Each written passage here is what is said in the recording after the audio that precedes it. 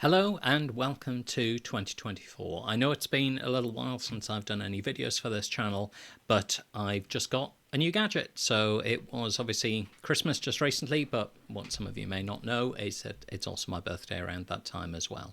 And like a lot of guys, I'm kind of at the point in my life where somebody says to me, "What do you want for Christmas?" And I'm a little bit stuck for answers, but Elgato recently brought out a new gadget, and it's something that I've been kind of toying with the idea of getting something like this for a while, and it is a teleprompter. So obviously the big teleprompters that you see in TV studios are huge. They are designed to be read from way over there. Okay, so they are massive, great big things. They're also very, very expensive. Obviously not something that really you can do for a home studio. It really is designed for a professional broadcast studio.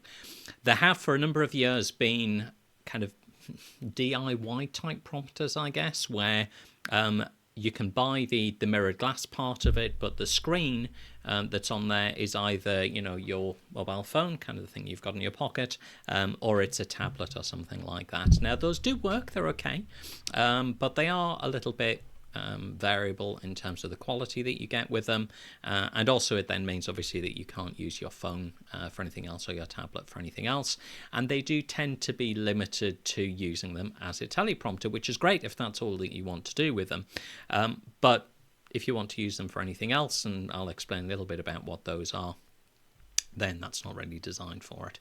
So Elgato recently came out with the Elgato Prompter, and essentially what this is the standard kind of teleprompter setup like you would see in a professional studio, with its own screen, with its own LCD kind of display underneath. So that enables a few things. So obviously you can use it as a teleprompter, and just to be clear, I'm not using the teleprompter function of this at the moment. I'm just kind of going off the cuff for what I'm saying.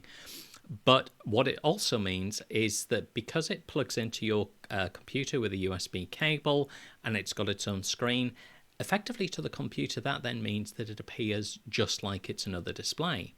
That enables a few things. The most obvious one, and probably the reason that kind of tipped me over the edge for actually getting one, is that you are able to pull any content that you can use onto that screen, including, for example, a Zoom call or a Teams call.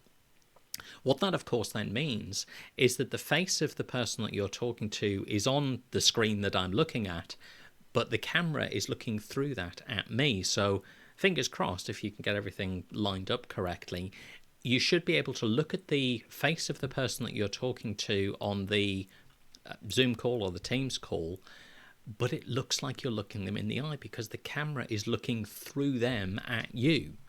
So we'll see how that looks. I've had a little bit of a play with it earlier. It looks like I'm going to have to try a few different placements of where I actually put the video call on the display that I can see, so that it doesn't look like I'm looking slightly above them, because the lens of the video camera and obviously the sensor plane that I'm trying to look at, I can't see because you've got the mirrored glass. Now, just to explain what I said, if the word sensor plane means nothing to you, when you're looking at a normal webcam on your laptop, so for example the little one I've got down here on the top of my laptop, the glass on the front of it, or plastic sometimes, and the sensor, so the thing that's actually picking up the light and picking up the signal, are very nearly touching. They're very, very close. They're quite thin. But when you're using something like the Canon EOS M50 mirrorless camera, which is what I use as my webcam, that means that the glass on the front and the sensor at the back of it are actually separated by quite a distance. Sorry, I put my hand in front of the microphone there. So that there's quite a distance between them. Now, I've exacerbated that problem by adding an aftermarket lens. I actually have a Sigma 16mm f1.4 lens on the front of it, which is about that long. So you've now got all of the glass, the length of that, the depth of the body, and the sensor at the back of it. So to get your eyes to look like they are looking directly into the camera, you're not looking at the center of the glass, you're actually kind of guessing a little bit where this sensor plane is at the back and looking at that. Now, because I now have the mirrored glass of the teleprompter in front, that means that's a little bit more difficult to judge. So I've had a little bit of a play and a practice with this before, so hopefully at the moment this looks pretty much like I'm looking directly at you. The trick of this, and the reason I wanted to do this video, is to just run the test text that we have that's provided with the Elgato Camera Hub software, which is what allows you to run this as a teleprompter, and just see what it comes out like. So this is very much off the cuff. It's a first take, single take. I'm not going to mess about with editing here, which is, while you'll have seen me leave things in like putting my hand in front of the microphone, just so I can show to you that this is literally just a one take, me first time ever actually reading from a teleprompter, and we'll see how it goes. So I'm just going to start the text scrolling and let's see how we get on.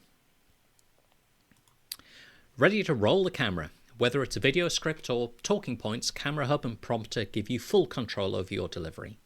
Here in text mode, Prompter automatically mirrors anything you enter onto its screen. This way you can stay on script while maintaining, I hope, natural eye contact with your audience. With its familiar interface, Camera Hub makes it easy to organise your text. You can paste in text or enter it as you go. You can add emojis, bullet points and line breaks and separate content into readable chapters. Once your text is entered, add formatting to make it easier to read. Change font and size, adjust background and text colours, and fine-tune margins for ideal positioning. You can even adjust opacity to blend text into other background content. Keep experimenting until you find the perfect mix of style and readability. When you're done formatting, test out Prompter's controls. You can adjust the scroll speed to match your speaking pace, you can skip ahead or jump back chapters, and you can pause between chapters or scroll seamlessly. If you've got a Stream Deck, you can even control Prompter with a key press, a dial turn or a tap of the foot. Okay, now, how about some fun? Before you present, I'm obviously presenting, let's sharpen your skills with some tongue twisters. These challenging phrases help you to read and speak like a pro. She sells seashells by the seashore, and the shells she sells are surely seashells. How much wood could a woodchuck chuck if a woodchuck could chuck wood? As much wood as a woodchuck could chuck if a woodchuck could chuck wood. How did I do? And it says, see how fast you can go without losing clarity.